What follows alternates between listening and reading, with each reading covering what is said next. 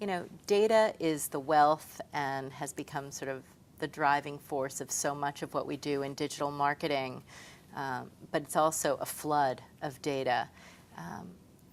What, in your mind, needs to change with regard to how the industry uses the data? Well, there definitely has been a proliferation of data over the last couple of years. It seems like that a new data seller is coming to the market every day. The fundamental thing that I think needs to change is more transparency. And we hear that about almost everything in digital marketing. It's absolutely true with data. So that transparency has to include where the data comes from, which leads to issues around who actually has the rights to use the data, and then how the data helps you actually define your audience. So someone brought up here today this concept, and I've heard it before, I'm sure you have, that at some point over the next few years, consumers might actually own and profit from their own data. What do you think of that? Well, I think that we've seen attempts along that line with search. We've seen companies that have tried to put together models where they would pay a consumer when they did searches because they were making money on that search. I'm not sure that there's ever going to be enough scale really around that it would make sense for consumers to spend time on it.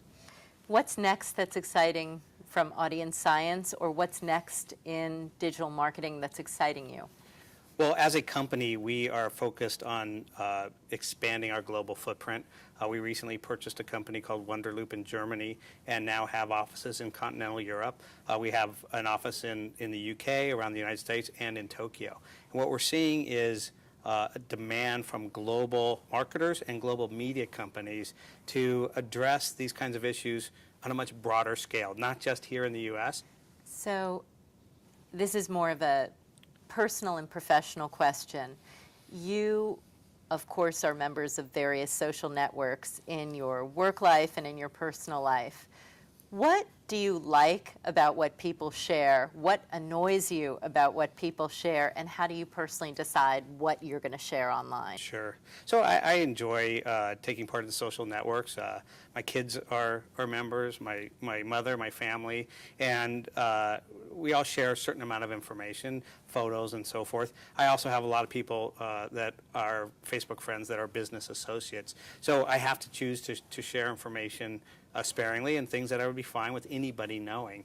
Definitely in looking at the photo on my Facebook page, for instance, is a photo of me and my daughters. That's not something that I would normally share in a business environment, but I think it gives the ability to share a little bit more personal information and still yet, keep the professionalism that I have to keep.